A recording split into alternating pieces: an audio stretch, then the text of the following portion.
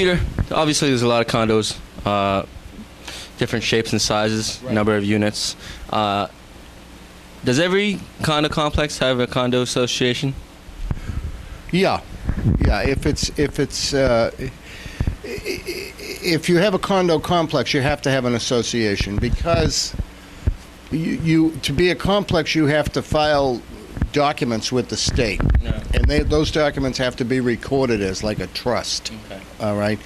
Part of the trust states that there will be X. It doesn't always have to. It's not a set amount of members of the trustees. Right.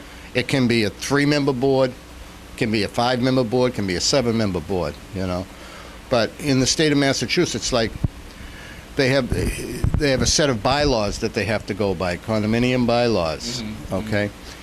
If in the trust that is initially filed with the state and recorded with the state, if the trustees get together and decide that there's something in there they want to change, Right.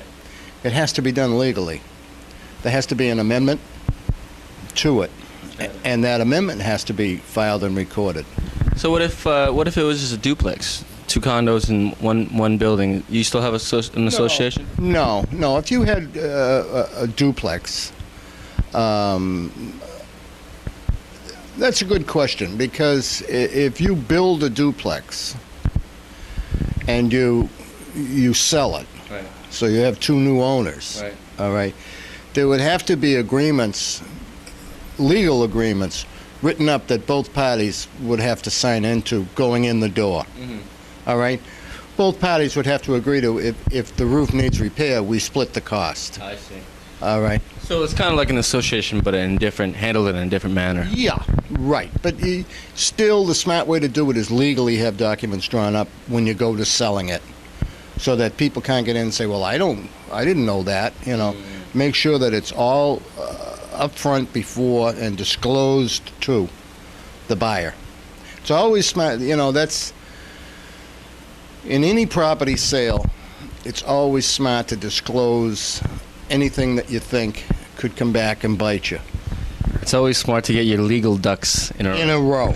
Exactly. It saves everybody a lot of headaches, It's, I always tell people, like if I'm a listing agent on a property, usually I prepare the purchase and sale agreement. All right, and it's a standard. Usually it's either a condominium purchase and sale or a regular purchase and sale. But I tell the people, if you want to bring it to your lawyer, go right ahead. Mm-hmm. It's your expense, Right. but there's nothing in there, other than a lot of verbiage, but there's nothing in there that's different than what we've agreed to. Right. Right. But, it's up to most people trust you, and it works out. Well, everything works out when you just trust. That's right. All right. And if you need to buy a condo, definitely talk to Peter. Okay, appreciate it, Ruben.